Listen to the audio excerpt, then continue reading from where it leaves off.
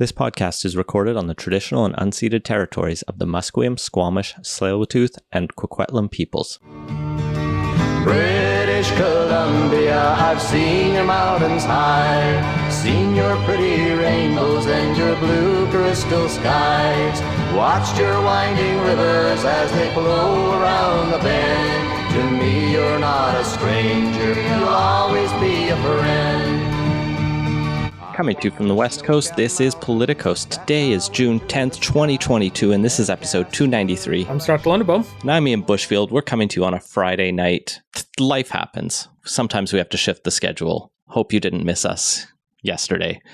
On today's show, the BC Liberals are considering a name change, the federal Conservatives are talking membership numbers, and we have lots of reports that came out to cover what otherwise might have been a kind of boring week in politics. The fact that the other two stories I mentioned are a name change and membership numbers.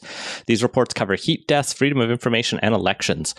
First, thanks as always to the patrons who help make this show possible. Join them at patreon.com/politicos and help tell us where we should do our 300th show later this summer in 7 weeks to go. We should plan something. We should book a space or do a thing.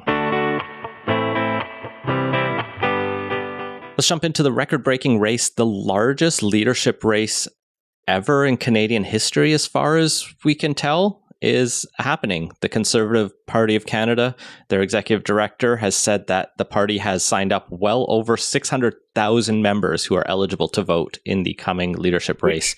For context, that means 1.5% of all Canadians is now a Conservative Party member, which is high. When you say 1.5%, it sounds really low, actually. But for Canadian political party memberships, it's super low. In 2020, for context, the Conservatives had 269,469 members. I love that they have a double nice in there. I'm very small-minded and tired. But I think the Liberals, we looked this up when some of the numbers were being talked about for Brown and Poilievre that we'll get into. But the average Liberal or Conservative race has 200,000 to 300,000 people if they're lucky. And that goes back a little ways. Yeah, because if you go back too far, they get into delegated conventions, but in modern eras. Mm-hmm. I think there were about 170,000 ballots that were cast in the 2020 leadership race. So yeah, these numbers just blow that out of the water by quite a bit. Which is quite wild. It can't be great being in the Liberal Party, being Justin Trudeau and seeing those numbers. That suggests there's a lot of incitement and movement around the Conservatives in a way that I'm not necessarily sure anyone really thought was there 6 months ago when they were going into their third leadership race in a few years' time. I guess it's been 5 years, but 3 leadership races in 5 years, that's not a great track record. And there really was a question of whether the Conservatives were running out of steam on a lot of stuff, and apparently not. I think the question for me is whether it's genuine interest in the Conservative race, and I think there's a strong case for that, or if it's like the recent Jason Kenney UCP leadership review, where there's just a lot of interest in advancing a position, whether that's for someone or against someone. And you may have as many people signing up to stop Pierre Poilievre as you have signing up to endorse him. And that kind of positive, negative momentum could be all in there, even if not every one of those people would turn out to vote. I think now. It seems pretty likely. That doesn't seem super likely, especially because you have to pay $15. And it's a hassle. And then when the ballot finally comes, you have to go photocopy your ID and to include with the ballot. It's not without its hassles. And $15 is not a huge amount, but it's a very real barrier to people just going, I don't like that Pierre guy. But like taking that extra step is fairly significant, and I just don't think there's going to be a lot of people who are so anti-Pierre Poilievre that they'll get a membership here rather than just voting for another party in the next general election. I will fully agree that everyone who has signed up as a member is someone who is an accessible conservative voter easily. There'll be a Other couple than exceptions. maybe, yeah. Like, I've seen a couple of people on Twitter who are like, I'm going to sign up to stop him. And I'm like, you can't do entryism into the party that you're at the opposite end of the spectrum from. I'm sorry. You can barely do entryism into like left-wing parties. yeah, I've known people, who aren't national conservatives who've occasionally bought memberships in this and the 2017 race, but they are very much the minority. And statistically, that's probably not going to make much of a difference at all. So the membership deadline has passed, which is why we're seeing numbers out.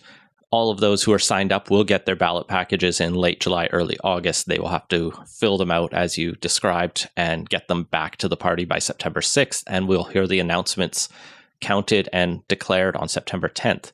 So in terms of the claims, Pierre Poilievre's team is saying they have signed up 311,958 members. Patrick Brown's team says they have signed up around 150,000, to which Poilievre's team is they're both critical of each other, because once you do that math, that's 460,000. And then the party reports there were about 140,000 members when the race started. So that's all 600,000 of them, which means Charest, Roman Baber, Leslyn Lewis, Scott Aitchison signed up no one, which seems unlikely. I think that's unlikely. I don't think any of those camps are going to be signing up huge numbers or will have signed up huge numbers. Between them, it wouldn't surprise me if there was, 20, 30,000 in there, just between all those various camps, and then kind of the people who just didn't sign up through a particular candidate, but just decided, I guess my membership's lapsed. We have another one of these coming up. I should probably join back up again. There will be people who fall into that category too. So you'll have the non-affiliated signups, and just between all of that, there's something of a disconnect here, and I'm not sure where that is, but something doesn't quite add up. Like, I could see Leslyn Lewis's team having actually signed up quite a few members based on the networks they had in her last leadership campaign. And there are those kind of church networks where she is quite strong within. And maybe that's not 300,000 strong. Maybe it's 50,000, but even it could be significant. Even 50,000 was more than Andrew Scheer signed up when he won his. Now, he did pretty well with the existing membership base, but to give you a rough idea of if Charest signed up 10,000, Lewis signed up 15,000. Like those are numbers I could see being roughly where ballpark is. But then throw 5 for the other candidates, and then you're starting to get into a spot where the numbers aren't really adding up to 600,000.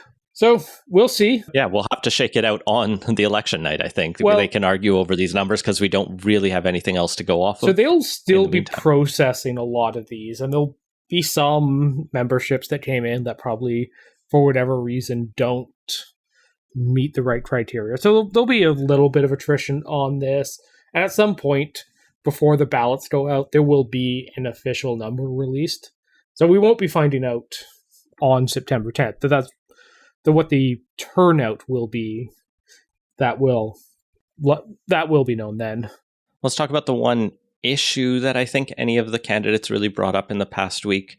Pierre Poilievre had the chance to introduce a private members bill in the House of Commons, and he decided to introduce the Vaccine Freedom and the Mandates Bill C-278, which he said it would end all current and future vaccine mandates. The bill explicitly only applies to COVID-19 vaccines. Also, you can't permanently do anything in our system because a future parliament can always just pass a different bill.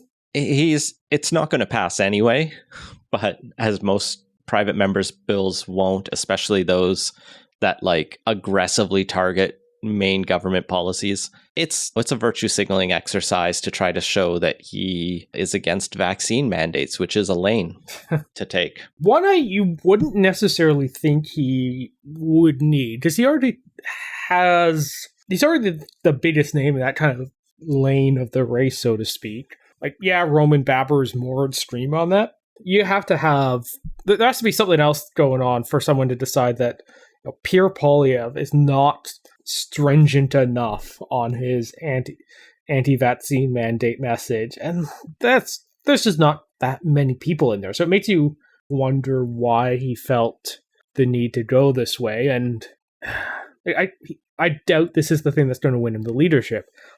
But it is the sort of thing that potentially makes him quite vulnerable in a general, which is an odd choice for him to then lean into. But part of this might be that Pierre Poilievre is very much one of these what is what you get politicians. There really isn't...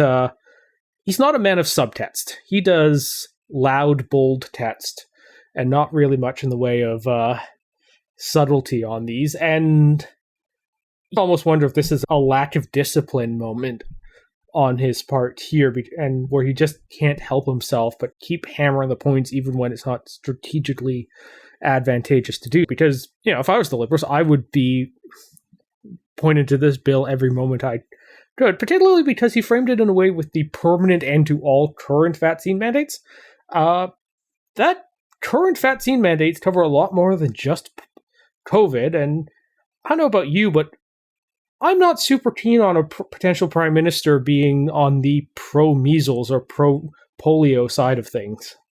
We're literally seeing, I think we're at 150 monkeypox cases in Canada, and we're starting to see talk and efforts to roll out the smallpox vaccines to vulnerable populations to try to stem that tide of the next plague that's going out, and maybe that won't be mandated in the short term, but like you say, there are a lot of communicable diseases. Vaccines are good. I just want candidates that run on vaccines are good. But like you said, Poilievre is a what you get kind of candidate, and we did just see Doug Ford do very well with that kind of approach to politics across Ontario. But then again, it's a different kind of what Doug Ford, and Doug Ford was also, I think, in a way, a bit smarter about COVID in that he eventually realized he should listen to some of the experts. And Doug Ford's not a person that do a comes little bit better in with a lot of ideological preconceptions. He's a, small tats, keep the government out of my business type thing. Very much in the guy, what a guy at a barbecue would be bending your ear on, rather than a person who has read everything the Fraser Institute has ever put out, like Pierre Poilievre. Different kind of what you get. Where, Doug Ford is very much the just want to relax and grill type of what you get, where Poilievre's the ideologue. Where Doug Ford did very well in Ontario, especially in the GTA, Patrick Brown is now quite convinced that Poilievre would be quite the liability for the party, so much so that he says that if Poilievre wins the leadership, he will not run as a Conservative Party of Canada candidate. Now, what makes this quote even richer is he says he would run if Jean Charest wins, and he'd run if Leslyn Lewis wins. And he says, I could run under them, absolutely. They have the capacity to win the next general election. Now, if you go through Leslyn Lewis's policies on vaccines and on many of these issues, she's more extreme than Poilievre. So I don't follow his logic, other than he just doesn't pair Poilievre, and he also knows Leslyn Lewis probably won't win, so there's no reason to piss her off or her supporters. Yeah, if he is going to win, he will have to bring in a bunch of the Leslyn Lewis supporters, so there's no reason to pick a fight on that one. But the other best part of this is that if he doesn't become leader of the Conservative Party of Canada, he's thinking he'll stay on as mayor of Brampton. But CBC points out that there's a local election coming up in Ontario this fall, just like there is here in BC, and the paperwork to run for mayor of Brampton is due August 19th, which is before the Conservative leadership deadline and announcements. So Patrick Brown will be deciding whether he's running for mayor again before he has won or lost the Conservative leadership race. It's an interesting wrinkle. Yeah, so I'm looking up with... If I were Brown, I'd be filing my paperwork. Yeah, he's probably better off filing the paperwork. They're just checking where the Brampton ridings have gone. They're Liberal seats right now, so I've gone through all of them. But, that kind of tells me that he doesn't think a Pierre Poilievre message is going to necessarily be able to flip those, and he's not wrong on that. I think it's going to be pretty difficult for him to break through in a lot of the GTA areas. Well, and maybe they'll get to hash it out at one more debate. The party is interested in hearing from members, and the candidates themselves are starting to talk about whether there should be a third and final official debate. So far, Jean Charest, Patrick Brown, Leslyn Lewis, Roman Baber, and Scott Aitchison have all been publicly stating on Twitter that they're down for another debate, sometimes with caveats that, that shitty moderator from the first English one shouldn't be back, or it should be a substantive back? Yeah, it should be a substantive, friendly debate, in Aitchison's words. Whatever, they're all open for another debate. But one campaign, the Pierre Poilievre campaign, has been silent on whether there should be another debate. I'm sure if the party forces it, he'll show up, but that's pretty typical front runner position. Like when you're in front, debates don't really serve your interests. They only really have a chance to hurt you rather than help you for the most part. It made sense strategically why he's not champing at the bit to get out into another debate. Yeah, so that's the state of the Conservative Party of Leadership campaign at the start of June. If the numbers are true, Pierre Poilievre can potentially win this on the first ballot, which would be quite decisive. It would be a Jagmeet Singh style win. I can't think of two. I think, did Trudeau win on the first ballot in his race too? Probably. Remember. But other than that, we've seen a lot of down ballot wins. Even Kevin Falcon's relatively decisive win still took 4 or 5 ballots to finally creep from 45% to 51%. If he claims a clean victory, it's probably the best for party unity, even if they lose Patrick Brown, who I'm sure Pierre Poilievre will not be batting a tear over. Yeah, Brown and Charest probably won't be sticking around on that one for sure. But yeah, the degree of kind of scorched earth tactics between Brown, Charest, and Poilievre, just no matter how this shakes out, like there's going to be some wounds that'll need to be patched up, and I'm not sure that Pierre is necessarily going to be the person to do that effectively. So we could see. There's obviously a lot of interest in the Conservative Party at the moment, but if it continues to stay at the same intensity it's been so far, particularly as the campaign shift from membership sales into persuasion for the members, it's potentially could get nastier in a way that I don't think the Conservative Party is going to be particularly well served by. Well, and one final comment before we move on from this topic, I think, because we've beaten it to death, is we don't know where those members are. Like, it could be that a lot of the signups are, especially Pierre Poilievre's, are just in Alberta, Saskatchewan, in those heartland ridings for the Conservatives that they are racking up votes in. And if that's the case, it doesn't do a damn thing for their electability in a general election. Like, maybe Patrick Brown's are all in the GTA and a bit of BC and a few other parts of the country that spread it out a bit more to where they need to win. And that makes a difference. Yeah, Brown's been going outside of the major areas and doing campaign trips through there. So he could potentially have a wider net than one would necessarily assume just from what we've seen of his public strategy so far on the point system anyway. So we'll keep our eye for the possible next debate. Otherwise, it might be a quiet few months for the Conservative leadership race as they just try to convince everyone who signed up. There's nothing quiet about Pierre Poilievre, so that's true. I don't think we're going to be in for that. Let's pivot from the horse race jockeying of leadership races to just the nerdy wonkiness of parliamentary and special reports from various officers. I think they're still interesting, so stick with us, listeners. Let's start here in BC. We have death panels. The Americans fear them. We love them in BC. This is, I think, the 3rd death panel report in a couple years that has come out of the Chief Coroner's office. This one is on extreme heat and human mortality, a review of heat-related deaths in BC in summer 2021. You'll undoubtedly recall that just about a year ago, the heat dome set in and it got miserably hot. I think it hit 42 here in Coquitlam for a couple days in a row. It's about that in Burnaby and Vancouver as well. It got so hot My Wirt's air conditioner couldn't keep up with the heat, and it got to be like 30 degrees in the air-conditioned building.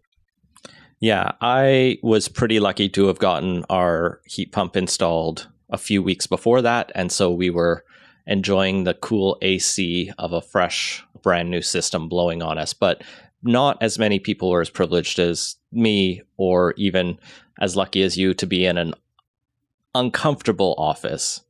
30 is not great. You probably weren't working that efficiently, but it's not fatal. It was fatal for 619 people, according to the panel. They reviewed all of the suspected deaths in that period and ruled that 619 were heat-related over a 1-week period at the end of June. They looked at all of those deaths. They found 2/3 were among those over 70, 80% were among those with 3 or more chronic diseases on a certain list. Just over half were people who were living alone. 98% occurred indoors. And so it really just paints the picture that the people who died were largely older with severe health conditions, often living alone, which isn't that surprising, but does flag the kind of actions we need to be doing to look out for people with disabilities and seniors, especially those in low-income situations or places where there aren't necessarily air conditioners, frankly. Yeah, a lot of buildings here, even a lot fairly newer ones, don't necessarily have air conditioners built in. And the report recommends some steps to address this. It flags the importance of a public alert system, and there's been some back and forth debate over that. There was a lot of criticism at the time and throughout the last year. And then BC has finally started expanding its Alert Ready, that annoying cell phone thing you get, to include more disasters than tsunamis, which we've thankfully not had recently. I'm sure we will. We're due at this rate. There have been a couple tsunami warnings in the last year or two, but not for the fault line off the coast here, but elsewhere in the Pacific Rim. And so now we have the Alert Ready, and they finally agreed that, yes, they'll include heat-related emergencies in future alerts for that. The report also recommends making sure there are checks on vulnerable people, and it's a little unclear who those checks might be by. It might be just by friends or community members, or it could be by police in some situations, and there's some questions around that in community because wellness checks are a controversial situation.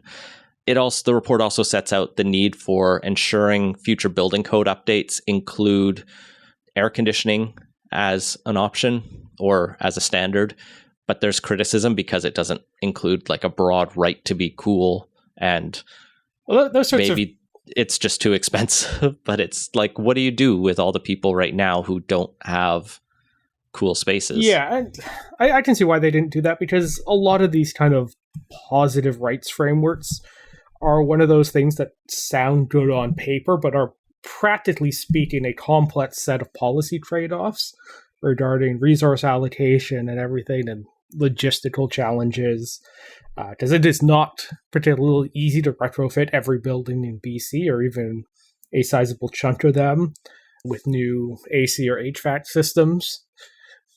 Yeah, like it's easy to declare something right. It's a lot harder to actually translate that into something practicable, and to that extent, it's actually not that useful a framework for a lot of this stuff.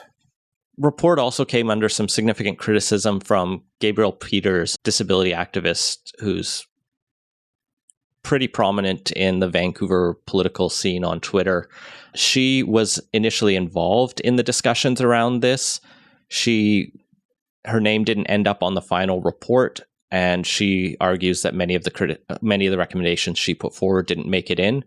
She specifically criticized the panel and the way it worked because it lacked COVID protocols that meant she felt she could participate meaningfully in it. For example, people weren't guaranteed to be wearing masks at in-person events, so she asked to be accommodated through virtual sittings and virtual attendance, but I guess they just put the laptop in the corner and she couldn't quite hear everyone who was in the in-person meeting, like that kind of worst case. Like, we've had a frickin' 2 years of doing online hybrid meetings and virtual meetings, And they were just like, oh, this is the best we can do for you. And from her framing of it, it sounds super patronizing and bad. And so there's some criticisms there. And from 619 people died and needs to be taken seriously. Thankfully, this year has been drizzly and cold as I look out the window and it's raining yet again. We had an atmospheric river yesterday. Yeah, that was they're just nonstop. fun. Yeah, it's a La Nina year, so it's shaping up to be a colder, wetter summer. Did you learn that fact from Professor Andrew Weaver? No, I picked it up elsewhere. Okay. But I got the reference there on there. So that's the heat death panel report. You have any other takeaways from it, Scott? I believe they did also flag ambulance response times as one of the contributing factors on this, but that's been a long-standing issue that kind of came to the forefront when there were a lot of heat-related calls that didn't end up getting answered during this. Yeah. Yeah, so I don't think any surprises came out of this, but still a good reminder of the work that needs to be done to make sure we can survive the continuing climate apocalypse. Yeah, they identified 50 instances where paramedics took 30 minutes or longer, and 6 of them where they were told no ambulance was available at all. Not great. And of the paramedics attended 54% of the deaths, the median response time was 10 minutes and 25 seconds, which it can be a pretty long time when someone's in medical distress. Yep. But yeah, that's having had to wait for ambulances and at one point calling one off in the last couple of years. Yeah, promise there's a lot of work to do to fix them. They're not moving all that quickly on it. Well, let's talk about what else they're not moving on, or maybe they will. Well, they moved on now. this one. They're just maybe not going to move on the follow-up to it when there be changes. It's unclear. So the All-Party Special Committee to Review the Freedom of Information and Protection of Privacy Act has finally submitted its report, which followed, as you noted, amendments to the Freedom of Information and Privacy Protection of Privacy Act last year, I believe it was. Because this is a committee that started meeting, I think it's been meeting for quite a while and doing a pretty comprehensive review, which, got slightly preempted. Yeah, because, the best way to do legislation is to do it before the committee report on it. Nevertheless, this is a pretty substantive report. It does a very thorough look, and I think the government's argument can be they had certain things like the fee that needed to come in so urgently. Did it, though? No, but there's still good stuff in this report, right? So it had to get the Liberals, the NDP, and the Greens to get a consensus to write one unified report because they didn't want to write supplementals or concurring or dissenting reports. And they heard a lot of evidence on the fee, to which they conclude the special committee was unable to reach consensus on a recommendation related to the application fee, which is one of those sentences that tells you a bunch of the MLAs on the committee said, let's get rid of the fee because people are mad. And at least one, probably just one party, though, said, nah, let's keep it. Yeah, I'm guessing they all happened to be wearing orange when they said this. Yeah. I will give this committee credit because what they do find consensus on are a lot of good things. So they really want to expand the transparency regime of government and better protections for people. It's the two fundamental elements of the act. So there are things in here like the duty to document would be applied to much of government. Things actually have paper records that can be FOI'd. So they just deciding this over a phone call to avoid documenting the stuff? That's still going to happen, but at least with this and with slowly undoing all of the triple delete kind of stuff, it'll be a little bit safer to find decision making. They recommend extending the act to the Legislative Assembly. This is something Daryl Plecas was really big on and recommended strongly and was talked about a lot during the Legislative Assembly spending scandals, because the public just doesn't really have a good way to know what's happening in the Legislative Assembly itself or within, the clerk's office and all of that. Besides, what they have is now some small proactive disclosure. That's a step in the right direction, but it could just be brought under the FOI Act. There's also calls to clarify there's also calls to clarify what materials should be released and kept, including background materials, facts that feed into advice. And especially, they note that not every time a lawyer is involved is it necessarily privileged legal information that you can't give out. Like legal information, legal advice that is provided in confidence, they don't have to disclose. But lawyers are involved in a lot of discussions that aren't privileged. And having a lawyer in a room does not automatically make something privileged. So really clarifying a lot of that stuff would help. They also flagged the idea of a duty to assist applicants. So this would require the people working the FOI office to actually support people in trying to get the records they need, maybe help them shrink record requests down if they seem too broad, help them direct them in the right way, all of this kind of stuff. The record system is quite weird right now. I know someone who has an FOI filed, and the government asked for a 30-day extension, and that's initially granted. And then if you want an additional extension, the government comes, or the office comes back to you and says, Scott, I need you to consent to another extension so we can finish doing this FOI. And it's framed in a way that you have to consent. What happens if you don't? So my friend who just replied said, I'm actually heading out of town soon. I'll give you one more day. So instead of the 15th, you can return it to me on the 16th before I leave. And they clarified, wait, you're consenting to a 1-day extension? He's like, yep. And that's all they got. They only get one more day. And I think I did something similar where I asked the office when they asked for a consent to extend, what happens if I don't consent? And then the documents were in my desk the next day. Yeah, like there seems to be no incentive to actually agree to it.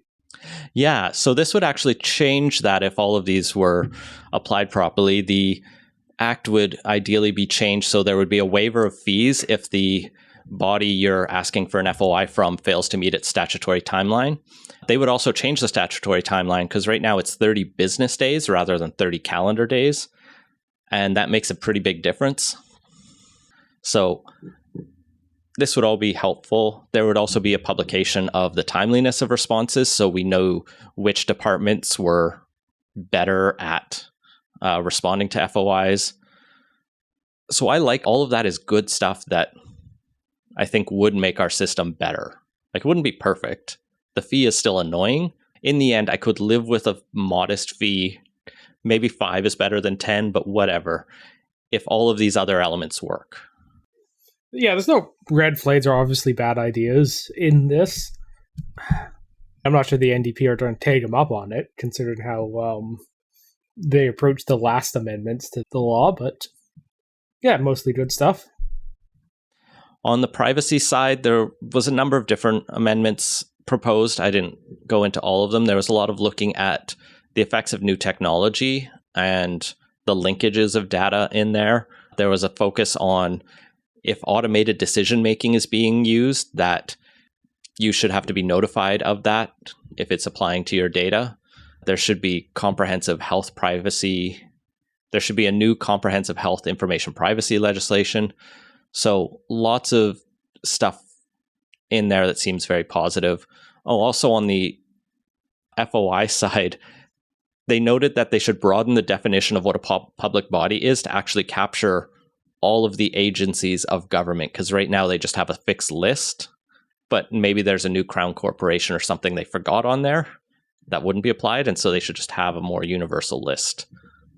So it's pretty clear that you can just ask anyone for the information. And a lot of focus on proactive publication and proactive disclosure, including on procurement documents. So it would be a good system. The NDP MLAs who were on it did consent to all of these recommendations, so that's a positive sign at least.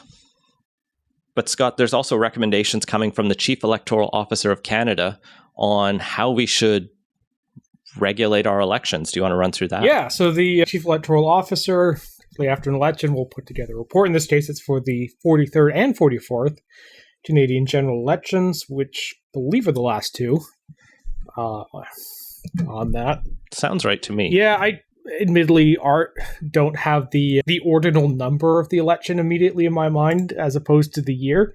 But yeah, the 44th was the 2021 election, so that does. I remember it because the hashtag is ELXN44. Okay. That little bit of Twitter trivia did slip my mind, but yeah, now that you mention it. So it would, if these recommendations were adopted, would add rules around providing misleading election information, not the politicians say something untruthful like the Liberals got in trouble for with that doctored video Freeland tweeted out, but more the sending out wrong information about how the elections actually work. So, if you were to tell someone that, oh, this polling place is actually over there in the wrong spot, that would be prohibited under this, as well as expand a lot of the rules to cover more than just direct advertising into general communications, increase the spending cap below which or above which third parties would have to register, allowing the pre-registration of candidates, which actually makes a huge amount of sense because right now a lot of the rules are written around basically, okay, they're per candidate in the writ period, but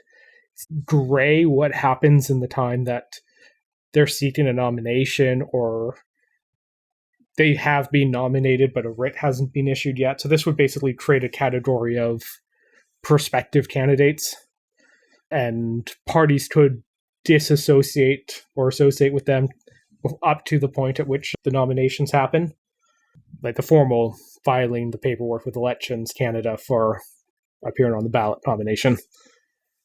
Yeah, the controls on third-party groups are always interesting to me, and I always pay attention to those because they can sometimes affect me professionally in my work.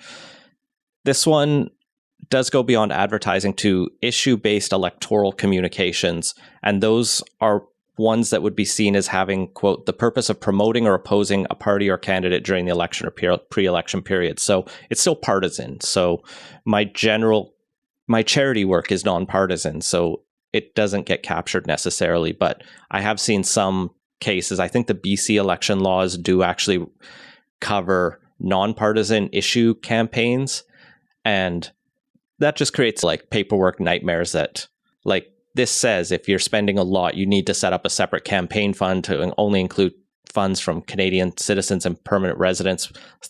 That's why the threshold of $1,000 is so important, that I can be pretty confident that a campaign I run for a couple months around an election won't cost the organization $1,000. But if we got bigger, then it creates a headache of having to do all this paperwork, and that creates disincentives for small, mid-sized organizations to get involved in the public debate. Large organizations can probably manage it, large companies, large unions, etc. Small organizations, thankfully, are under the threshold, but there is a chilling effect of some of these regulations, even when I can see the value of them at times, too. They would also allow Bitcoins to be, and other crypto to be accepted, but they would have to be traceable rather than just accepted without the proper documentation and everything. They would prohibit prepaid credit cards, but would continue to allow small cash donations, i.e. under $20. Yeah, so the electoral officer recommends that the name, home address, and occupation of returning officers be removed from being published in the Canadian Gazette, which, I mean, okay, name and occupation seem fine, but it's weird to publish someone's home address there, or like the Vancouver East returning officer that you can just look up where they live. Yeah, I'm shocked that was in there. And I think it's one of those things that doesn't get reported because everyone who realizes that, or most people who realize that, are good people and go, that shouldn't be public. It's like directors of societies, you can look up their home address often, or at least an address they can be serviced like, at. It's not all that hard to, if you can find out every riding's returning officer, and I'm sure if someone was dedicated to it, they could peruse the phone book and actually find out where they live. But just putting it all in one place seems weird, particularly and a public place. Yeah. So yeah, that would be something to stop doing. And yeah, they would also allow Elections Canada to collect anonymized demographic data to hopefully help improve voter turnout and just engagement and representation of different demographics and marginalized groups and so on and so forth. So lots of stuff in there. But yeah, let's talk about deregistering political parties. Yeah, so this was the thing that I saw get the most traction kind of among my feed and whatnot, was recommendation 4.3.1 around a recommendation to basically allow a elector or a group of electors to go to court to get a party deregistered if its primary purpose is the promotion of hatred against an identifiable group.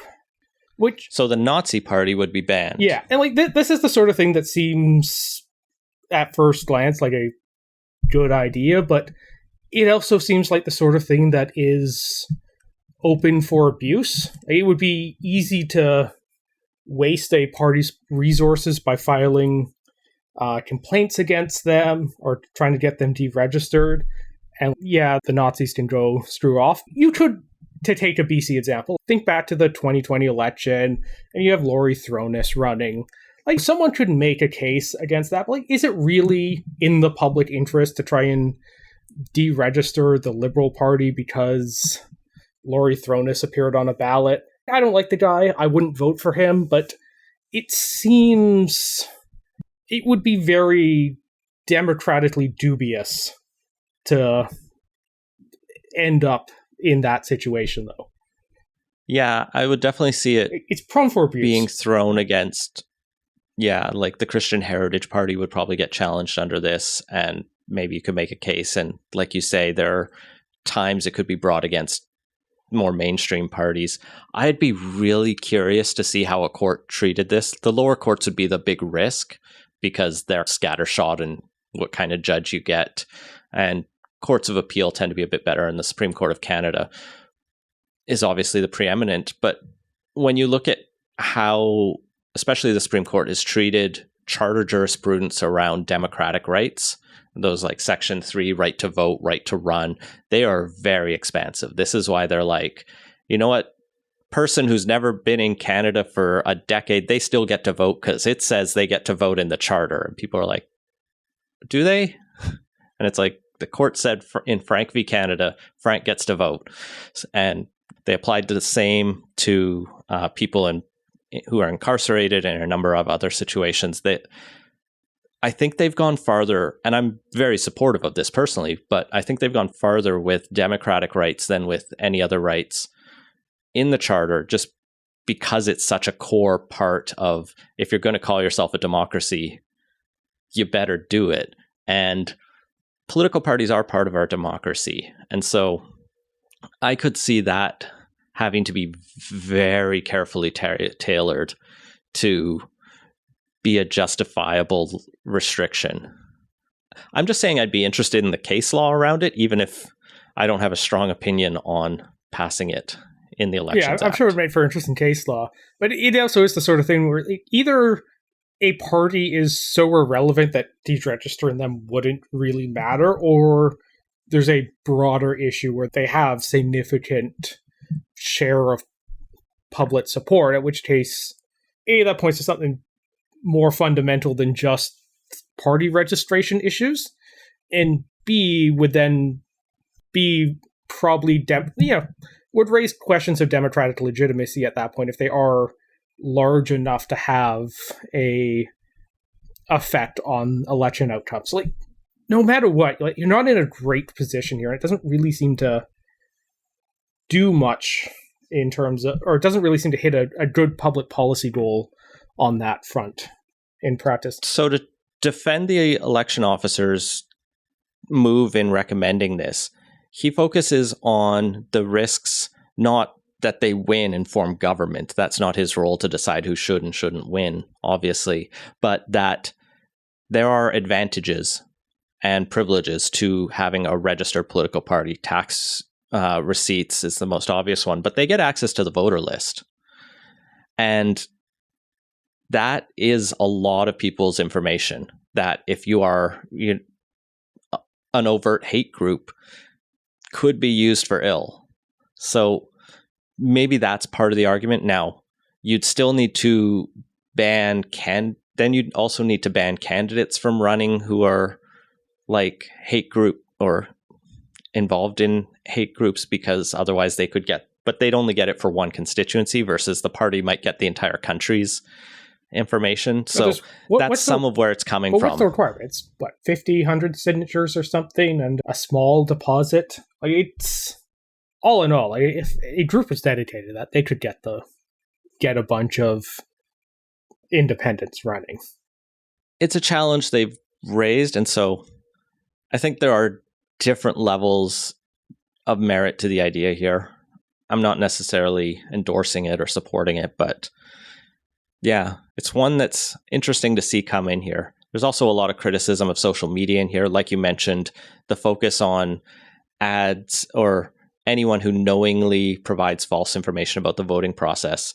The example I think I saw in CBC and elsewhere was discussing groups that said you must be vaccinated to vote, and they'll turn you away if you're not vaccinated, or misinformation around that seemed more deliberate to try to divide around vaccine status when that was never going to be the case. Or in the past, we've had the Pierre Poutine robocalls that told people to go to the wrong polling address. Although I think that is already a crime because that's fraud. Yeah, there was someone got charged for that, and I believe convicted. But they would have clarified those for sure. And broadened it. So we'll be very curious to see what among this the government takes up. Let's jump into quick takes. The BC Liberal Party is holding its convention as we speak. And as you're listening to this, assuming you're listening to this on the weekend of June 10th to 12th, they're in Penticton.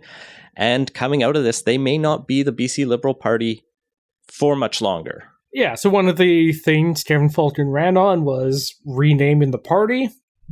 What that is still TBD. But on the agenda is a name change plenary where they're going to investigate and potentially decide to opt for a new name for the BC Liberal Party.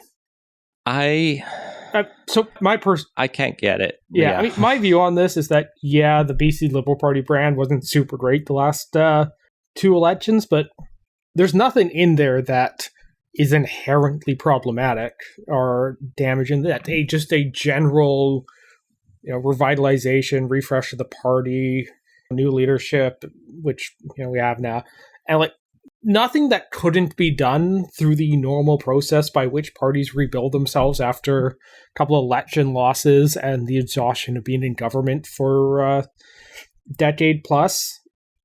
Those normal processes take care of it on their own. The BC NDP was in a pretty rough spot. Would it be 20 years ago now, roughly? And they did the work. They eventually recovered. They didn't need to change their name. Same thing with the federal Liberals.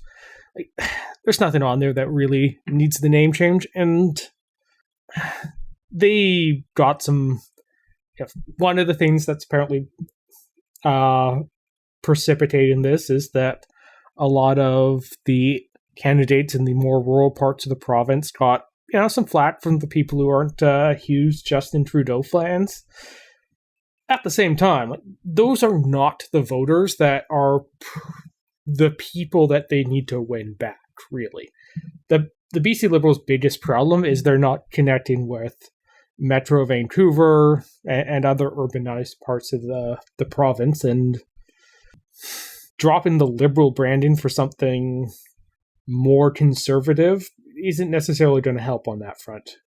The confusion with the federal Liberals is probably the strongest argument for changing a name, just because it comes up so frequently, but it's also dispelled pretty quickly, especially when you can point in Europe and Australia, the Liberals are the center parties usually. But maybe there's something. I think if they change it, they might go for some kind of generic British Columbia party, like they've done in Saskatchewan and Yukon. Cascadia Party is taken. I did look up the list of registered political parties. I think Social Credit is still registered. Is the Cascadia Party some fringe separatist thing? I think so.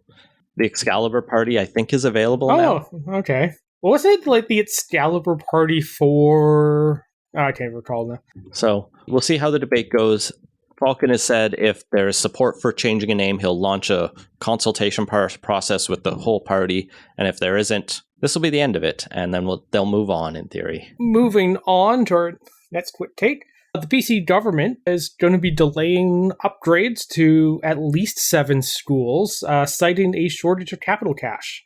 So the report from Global News doesn't have a total here, but they've identified at least 7 different ones, and included in that is the Vancouver Falls Creek Elementary, Kilcarney, David Thompson Secondary, as well as upgrades at Pitt Meadow Secondary School, and the construction of a new secondary school in Mission are all on hold for a period something in the order of 1 to 10 years, but that has not been announced at all.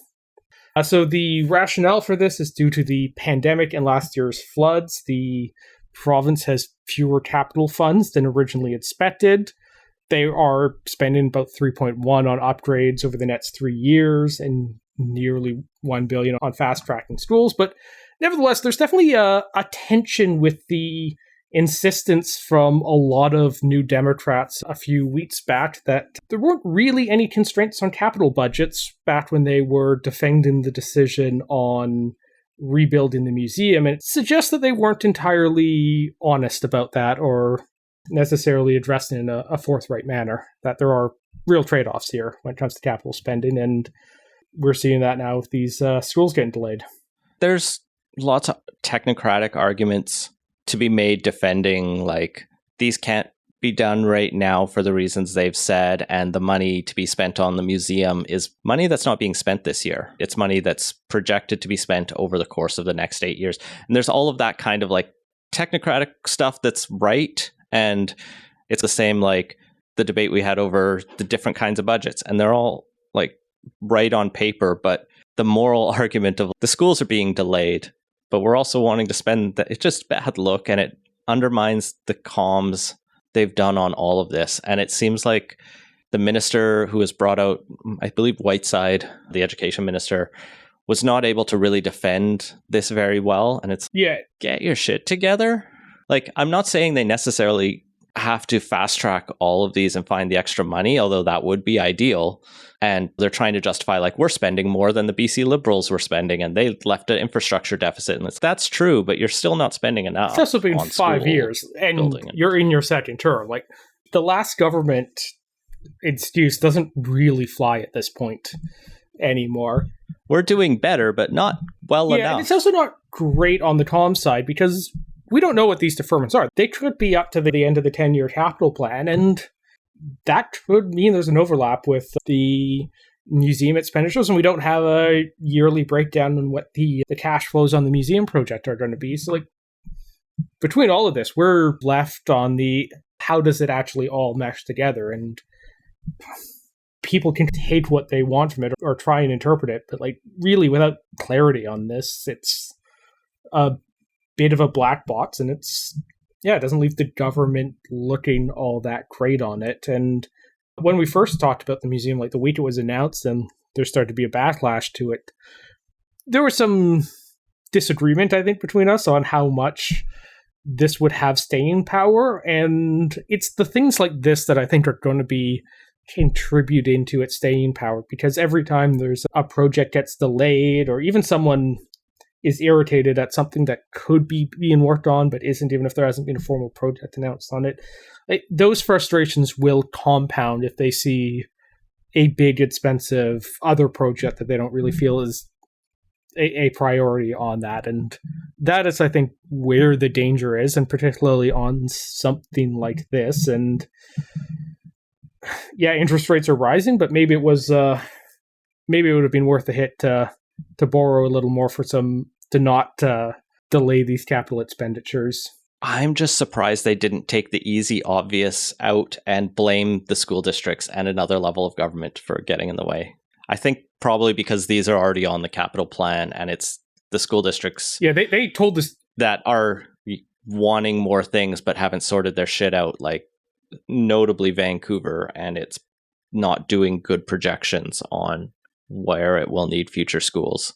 But that's a subject for the Canby report to eventually get around to one day. Yeah, and like in this case, it looks like the government told the school boards that they weren't getting the cash when they thought they were going to be getting them because of this.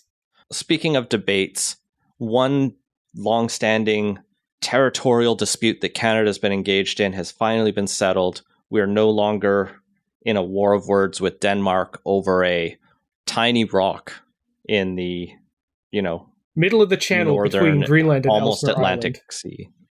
A 1.3 square kilometer island known as Hans Island or Tartupaluk in Greenlandic is being cut in half. So we now have, what is that, like 650 square meters of island? Presumably, they haven't released the details. The formal agreement is supposedly going to be unveiled on June 14th, and the Globe and Mail's reporting this based on what they're hearing from their sources. I would presume when they say they're drawing a border across the island, that's more or less going to go down the middle, and one country isn't going to get a little more than another. But yeah, this puts an end to a long-standing dispute. The original maritime boundary was negotiated in the 70s, and they just left the island unresolved at the time. And since then, both countries have claimed it, and it's kind of a ongoing thing where one country's military would fly out and raise a flag, and then the other country would send out a helicopter and lower that flag and replace it with their own. And my favorite part of the story is whenever they would go there, the Danes would leave a bottle of schnapps and the Canadians would leave a bottle of Canadian Club whiskey, and for their counterparts when they came to forcefully change the flags on that. But I think most interesting here is that now this technically means that Canada has land borders with two countries, and it's not every day the number of borders your country has doubles. I'd need to look at a map, but there was almost a bad joke about the Ukraine-Russian war in there. Both of them I don't think they've expanded. Both of them border a lot more countries. It's not going to do a doubling. No, but they haven't increased the number of borders in there. Interestingly, anyway, Canada and Denmark tried to argue this is the peaceful. It's like this isn't anything about the Ukraine war. Yeah. It is, you can settle territorial disputes in other ways, but yeah, it's when it's over a nothing rock. Yeah, it's more symbolic than anything else. Although, interestingly, this also means that Canada now has a land border with the EU. Not that you're going to be going through passport control on Hans Island anytime soon, but I believe that technically makes it easier for Canada to gain entry into the EU, which is an interesting hypothetical, but one that does not seem to be in the offing anytime soon. And that has been Playtoast. Find links to everything we talked about at playtoast.ca. Support the show and get access to our Slack channel at patreon.com/playtoast. Our intro music credit is Beautiful British Columbia by Serge Plotnikoff. Playtoast is a production of Legend Boot Media, and editing services are provided by CHLY 101.7 FM in Nanaimo. Thanks for listening.